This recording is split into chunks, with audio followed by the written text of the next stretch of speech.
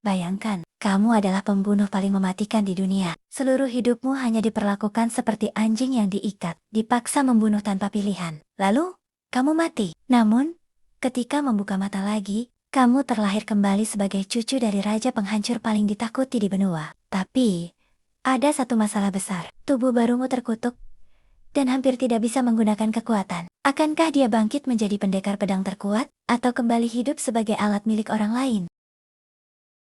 Di kehidupan sebelumnya, Raon bukanlah manusia bebas. Sejak kecil, dia dilatih untuk satu tujuan saja, menjadi pembunuh. Tidak ada masa kecil, tidak ada keluarga, tidak ada pilihan. Dia hanya sebuah alat yang digunakan oleh organisasi pembunuh yang kejam. Jika gagal, jika ragu, dia mati. Hukuman menunggu. Perlahan tapi pasti, Raon berubah menjadi sesuatu yang menakutkan. Dia menjadi pemimpin pembunuh legendaris yang dikenal dengan nama Shadows. Bagi dunia, Raon adalah legenda. Tapi, bagi dirinya sendiri, dia hanyalah anjing yang diikat oleh tuannya. Dan sampai akhir hidupnya, dia tidak pernah merasakan kebebasan. Namun, setelah kematiannya, sesuatu yang mustahil terjadi. Raon terlahir kembali. Ketika membuka matanya, dia bukan lagi seorang pembunuh. Dia adalah Raon Zigar, cucu dari Glenn Zigar. Sosok yang dikenal di seluruh benua sebagai Raja Penghancur dari Utara. Keluarga Zigar adalah klan pendekar pedang paling kuat yang pernah ada. Semua orang di keluarga itu terlahir dengan bakat luar biasa. Seharusnya, kehidupan Raon sekarang akan dipenuhi kekuatan dan kehormatan. Namun, kenyataannya tidak semudah itu. Sejak kecil, Raon didiagnosis memiliki kutukan embun beku. Kutukan ini membuat tubuhnya terus membeku dari dalam. Setiap gerakan terasa menyakitkan. Mereka melihat Raon sebagai anak yang rapuh. Kutukan ini berarti hidup sebagai orang lemah selamanya. Banyak orang mulai meremehkannya. Anak yang tidak akan pernah menjadi pendekar hebat, seperti anggota keluarga lainnya.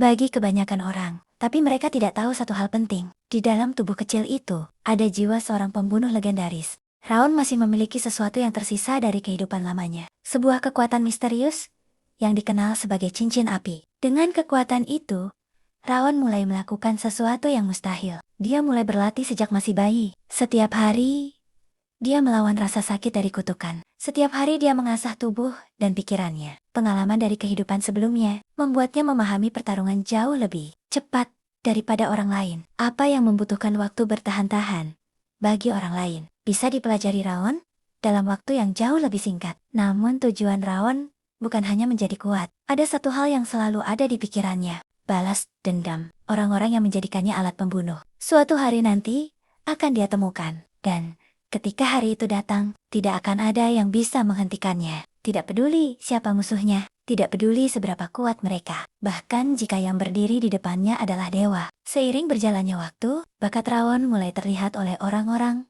di sekitarnya. Teknik pedangnya berkembang dengan kecepatan yang tidak masuk akal. Anak yang dulu dianggap lemah, perlahan berubah menjadi seseorang yang sangat menakutkan. Perpaduan antara pengalaman seorang pembunuh elit dan bakat seorang jenius pedang menciptakan sesuatu yang belum pernah dunia lihat sebelumnya. Dan tanpa mereka sadari, dunia sedang menyaksikan kelahiran monster baru. Kini perjalanan Raon baru saja dimulai, dengan kutukan yang terus menggerogoti tubuhnya. Dan masa lalu yang belum selesai. Raon hanya memiliki satu tujuan, menjadi pendekar pedang terkuat di benua. Dan ketika hari itu tiba, semua orang yang pernah mengikat hidupnya sebagai alat akan menyadari satu hal. Mereka telah menciptakan monster yang tidak bisa mereka kendalikan.